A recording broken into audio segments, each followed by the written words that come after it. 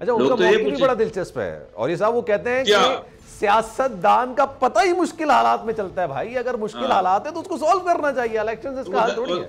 देखा जरदारी साहब ने एक तीर से कई शिकार खेले हैं। एक तो यह है कि सारी जिंदगी के लिए एक इमेज बना हुआ था, जी क्या बात है शहबाज शरीफ साहब, जी क्या बात है, सूबे भी कहते हैं हमें ऐसा वज़ीर आला दे दो। वो शहबाज शरीफ साहब 32 दिन के अंदर उनका पता नहीं चला कि हो क्या गया। दूसरा यह था कि मरीम नवाज समझ लेती कि मैं आ गई, मैं आ गई, मैं आ गई। अब वो लोग कहते हैं कि ये कैसे आ गई, अब वो बाकी मामला ही उल्टा हो गया। यही वजह है कि इतनी ज्यादा कंफ्यूजन है नून लीग के अंदर, इतनी ज्यादा आपस में जूतम पेजार है कि सो वरना पूरा पाकिस्तान उठ के वहां से नवाज शरीफ का मिलने क्यों जाता।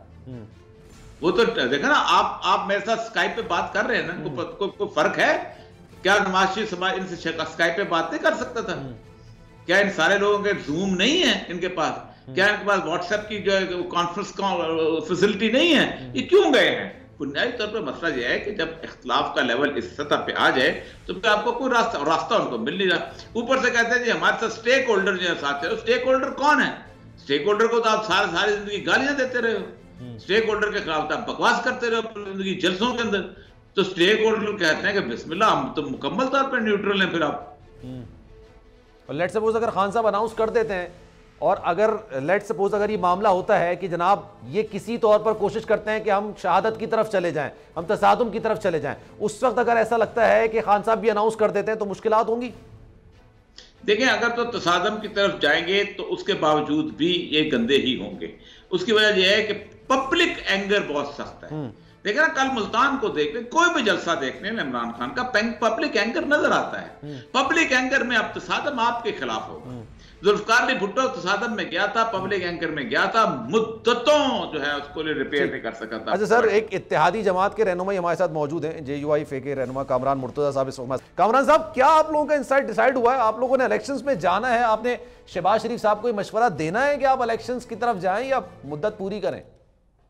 फिल वक्त तो ऐसा हमारी तरफ से कोई मशवरा नहीं है। देखिए इसमें जब अगर उनके पास मुद्दत बाकी है तो वो मुद्दत पूरी भी कर सकते हैं और इससे पहले इलेक्शन भी करवा सकते हैं।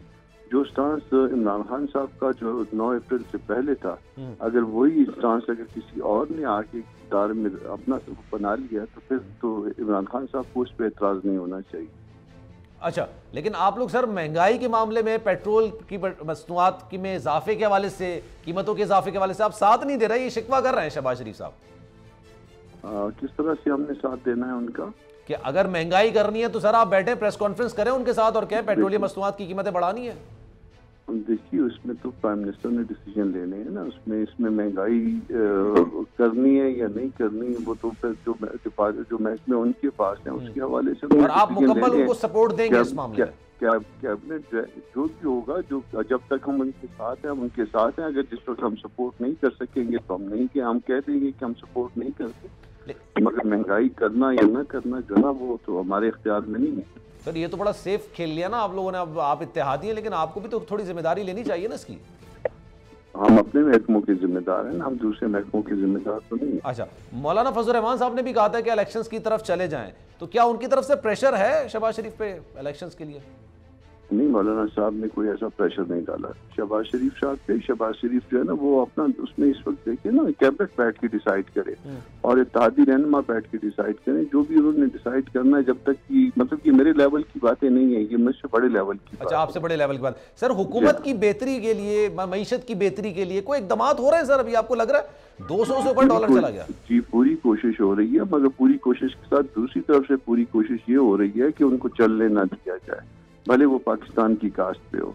तो ये इस वक्त जो है ना, इस वक्त दो मुख्तलिफ मामला चल रहे हैं। एक तरफ से जो है ना वो मुख्तलिफ आफिस रखने वाले, दस्तूरी आफिस रखने वाले लोग वो नहीं चलने दे रहे, या इमरान खान साहब इस मामले को नहीं चलने दे रहे, इवन दूसरे दिन से नहीं चलने दे रहे। जो कुछ भी हुआ था कौन नहीं चलने दे रहा? ये मामला हुआ जी, खान साहब चलने नहीं दे रहे हुकूमत को। खान साहब भी जो है ना हर्डल्स क्रिएट कर रहे हैं, बाकी जो दस्तूरी होतों पे बैठे। पाकिस्तान की सियासत में कौन सी अपोजिशन पूरी बात तो कर लेने दिया करें ना, पूरी बात अगर आपने पूरी बात अच्छा चले आप कंप्लीट कर, आप कंप्लीट कर ले सर, आप कंप्लीट कर, पूरी बात कर लेने दिया करें। अगर आपने कोई चीज फोर्स करनी होती है कि अपना उसमें नैरेटिव अपने उसमें डालना होता है तो फिर उसको दूसरों को नहीं सर, हमारा काम है सवाल करना सर, आप बुरा ना नहीं, माने, आप लेकिन सवाल आप चलिए, करिए, मगर जवाब बोलिए। आ जाने दीजिए, आप उसके बोलिए। बाद जो है ना सवाल करिए। ठीक है, ठीक है, आप अब बोलिए। क्या पूछना चाहते हैं? मैं आपसे ये पूछ रहा हूँ सर, आपको लग रहा है पाकिस्तान की तारीख में कोई अपोजिशन ऐसी थी जो हुकूमत को चलने दे? ये तो क्रेडिबिलिटी हुकूमत की होती है ना, कि उसने हुकूमत कैसे चलानी है। ये तो हर कोई शिकवा करेगा, खान साहब भी कह सकते हैं कि आप लोगों ने उनको हुकूमत नहीं चलने दी।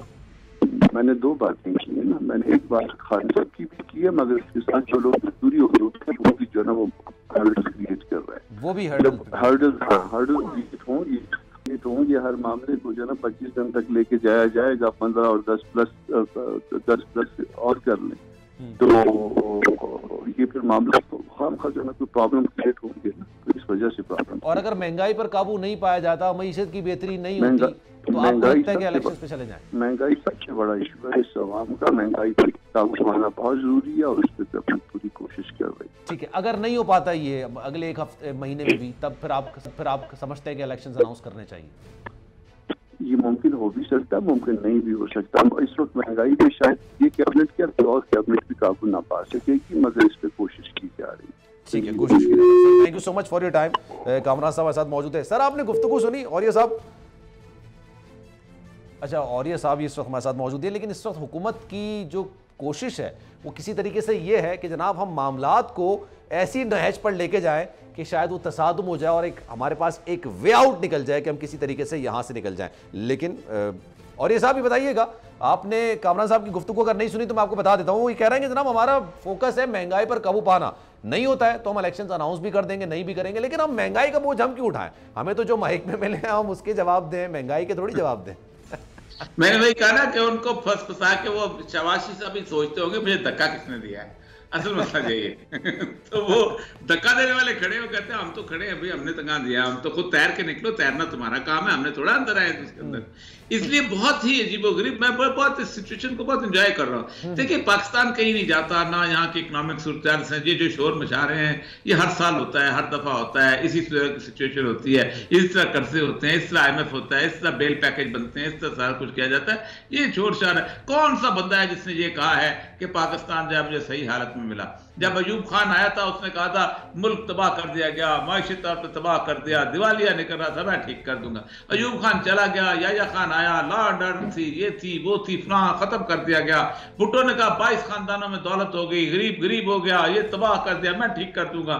फिर ज़िया-उल-हक ने कहा इस मुल्क को तबाह बर्बाद कर दिया। कौन है जिसने नहीं कहा था? तुम तो अभी सर वो तो ये कह रहा है अपोजिशन भी, और साथ साथ अपोजिशन के अलावा कुछ और अवामिल भी हमें हुकूमत नहीं करने दे रहे। अवामिल आप समझ गए होंगे सर। तो अवामिल का नाम लो ना भाई, साफ छुपते भी नहीं, सामने आते भी नहीं, कोई एक बात तो करो। अच्छा sir, thank you so much for your time sir. Time की किल्लत है वरना मजीद डिटेल में आपसे बात। और ये साहब हमारे साथ मौजूद थे, कामरान मुर्तजा साहब ये हमारे साथ मौजूद थे, बहुत शुक्रिया आप दोनों का। जनाब लेट्स सी आने वाले वक्तों में क्या होता है। इंशाल्लाह जिंदगी रही, सेहत रही, कल 7 बजे आपसे फिर मुलाकात होगी। ख्याल रखिएगा अपना, अल्लाह हाफिज।